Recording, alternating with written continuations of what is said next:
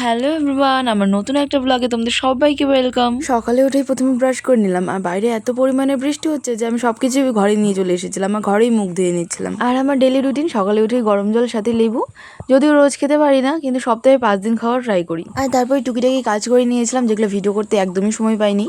আর এখন আমাদের এদিকে ওয়েদারে কি কথা বলি, সকালবেলা প্রচণ্ড বৃষ্টি হচ্ছে, আর দুপুরবেলা এত রোদ দিচ্ছে কি আর বলি। তাই তাড়াতাড়ি স্নান করে নিয়েছিলাম, আর দুপুরে খাওয়ার জন্য বসে গেছে। আর আজকে অনেক কিছু হয়েছে, কচু শাক, ডাল, সয়াবিন তরকারি, তারপর বড়ি, অনেক কিছু নিয়েছিল। তো সবকিছু সুন্দর করে প্লেটে সাজিয়ে নিয়েছে। আর টেস্টের কথা কি বলি, মা তো যেই রান্না করে সবগুলোই টেস্টি লাগে। আর আমি সাথে স্যালাডও নিয়ে নিয়েছিলাম। আর দিদি বানিয়েছিল আমের মাখা, যেটা খেতে এত টক ছিল, মানে আমটা এত পরিমাণে টক, এখানে চিনি দেওয়ার পরে এত টক আমি আর খেতেই পারি না, অল্পটুকু খেয়ে ওকে দিয়ে দিয়েছিলাম।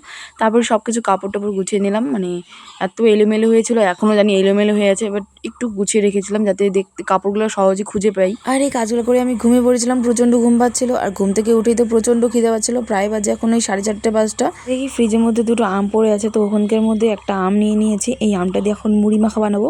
মা মাঝে মধ্যে এটা বানিয়ে দিত, খুব ভালো লাগে খেতে, তাই ভাবলাম আজকে আমি একটু ট্রাই করি বানানোর। আর এই আমটা দেখতে যতটা সুন্দর তার থেকে দ্বিগুণ দ্বিগুণ মানে দ্বিগুণ টক। এত টক আম আমি কোনোদিনও খাইনি, মানে পাকা টক আম। আর এই আমটা থেকে তেমন কি আর আশা করবো, যেহেতু দোকান থেকে কেনা আম, জানি না কিভাবে পাকিয়েছে আমটাকে। যদিও গাছ পাকা হতো, মানে বাড়ির আম হতো, অবশ্যই মিষ্টি করতো। আর এখানে আমি অনেকটা বড়ি নিয়ে নিয়েছিলাম, এটা এখন মাখার পর না একদমই অল্পটুকু হয়ে যাবে। আর এত টক করছিল, তো আমি চিনি মিশিয়ে নিয়েছি। আর এটা চিনি দেখে তার তো টেস্টি লাগছিল, যদিও চিনি খাওয়া এতটা ভালো না, কিন্তু কি করবো বলো, এত টক মানে আমটা যে আমি এমনি খেতেই পারছিলাম না। আর এখন রাত হয়ে গেছে, আমি ভাত বসিয়ে দিয়েছিলাম, মা গেছিলো একটু জেঠিমাদের বাড়ি, তাই ভাবলাম সেদ্ধ ভাত তো আমি বসিয়ে দিতে পারবো। আর দিদি এখানে বানাচ্ছিল আমার জন্য একটা সুন্দর ড্রেস, যেটা অর্ধেক কমপ্লিট হয়ে গেছে, আর একটু আছে, ওটাও তোমাদের কমপ্লিট হলে তোমাদের সাথে অবশ্যই শেয়ার করবো। আর যেহেতু আজকে সবাই মিলে আমরা সেদ্ধ ভাত খাবো, আর সেদ্ধ ভাত এমনি এমনি শুধু ভালো লাগে না, তাই ভাবলাম একটু পাঁপড়ও ভেজে নিই। আর জানো তো অনেক ধরনের পাঁপড় আছে, আর সবগুলোর মধ্যে আমার এই পাঁপড়টা সব থেকে বেশি ভালো লাগে। আর এই পাঁপড়টাই তার জন্য বাড়িতে বাবাকে আনতে বলি। এখন বাইরে অন্য কিছু খাওয়াই যায়, কিন্তু বাড়িতে তো টেস্টি জিনিসই, মানে আমাদের যেটা পছন্দ ওটাই তো রাখা উচিত। তারপরে এখানে সেদ্ধ ভাত সাথে পাঁপড় ভাজা নিয়ে নিয়েছিলাম। আর স্যালাড কাটতে না আমার একদমই মনে ছিল না, এখন ভিডিওটা আমি দেখছিলাম তো আমার মনে পড়লো যে স্যালাড কাটতে আমি ভুলে গেছি। আর এই যে দেখো ড্রেসটা আমার কমপ্লিট হয়ে গেছে, তাহলে এখন সবার থেকে একটু জেনে নিই কেমন হয়েছে।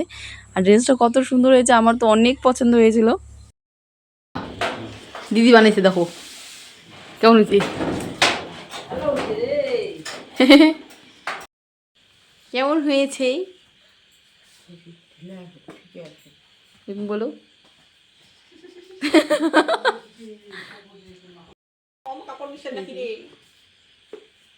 থ্যাংক ইউ, আমার ড্রেস বানিয়েছি।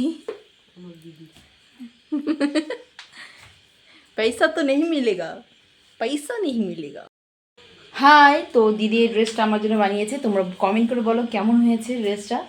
দেখা যাচ্ছে না, নাইট দিদি এটা কালকে স্নান টান করে নতুন ড্রেস উদ্ঘাটন করবো গাইস। টাটা।